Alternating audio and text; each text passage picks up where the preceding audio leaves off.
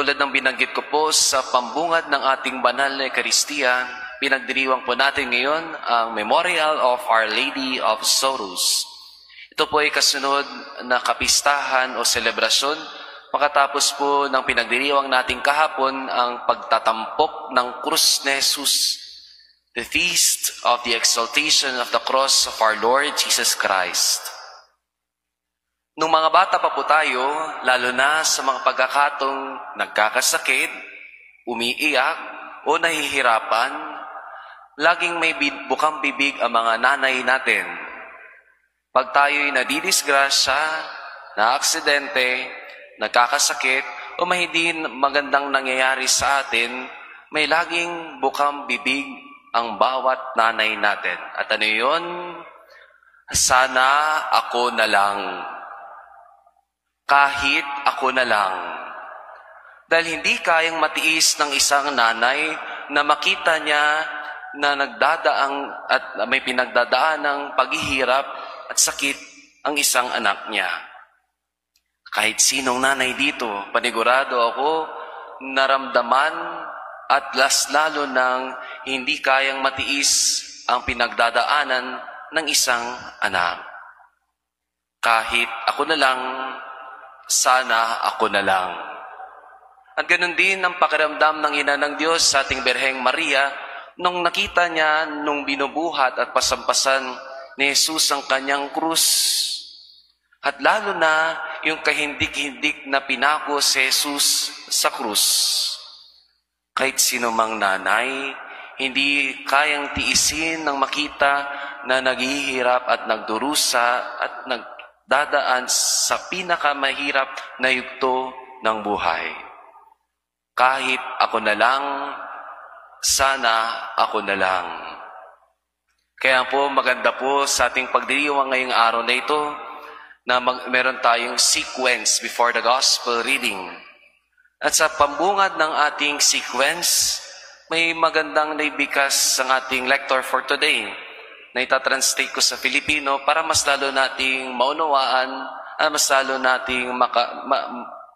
nating maintindihan ng kahulugan. Sabihin ko po, puspos ng kapighatian ang inang maaasahan ng kanyang nililingap, sinong hindi maaawa sa inang luha ng luha sa anak niyang namatay. Kung tutuusin po, ang tawag sa may asawa, pag namatay ang kanyang kabiyak, ang tawag doon, biyuda o biyudo. Pag ang anak, namatay ang magulang, ang tawag sa mga anak sa Filipino ay ulila. Kung may biyudo at biyuda, kapag namatay ang kabiyak at ang anak ay namatay ang kanilang magulang, ang tawag doon ay ulila. Ano naman po ang tawag sa mga magulang na namatay ang anak? Kung tutuusin, walang salita sa Filipino. Kapag ang anak ay namatay, walang kahit anumang salita sa Filipino ang makakakuha sa pakiramdam na namatay ang sariling supling. Ngunit sa ating mabuting balita ay kay San Juan, narinig natin na ang ina ng Diyos sa Birheng Maria ay nasa paanan ng krus. Sa kanyang pighati, sa kanyang kalukutan, at sa kanyang paghihirap, binanggit at sinambit ni Jesus sa kanya, "Woman, behold your son." Narito ang iyong anak. At ano ang pinapaalala sa ating mga kapatid kay Kristo? Na kahit nagdadalamhati at kahit naghihirap ang ating ina ng Diyos, hindi tumigil ang pagiging ina niya, hindi lang kay Jesus, pati rin sa atin. Na sa ating kalungkutan, sa ating pighati, ang ina ng Diyos nakikiisa sa atin. So kapag kayo po'y umiiyak at tumatangis po sa mga panahon na ito, sa mga pagkakataon na kayo mamumroblema at may pighati, wala na tayong pwedeng lapitan maliban sa ating mga pamilya, ang ina ng Diyos.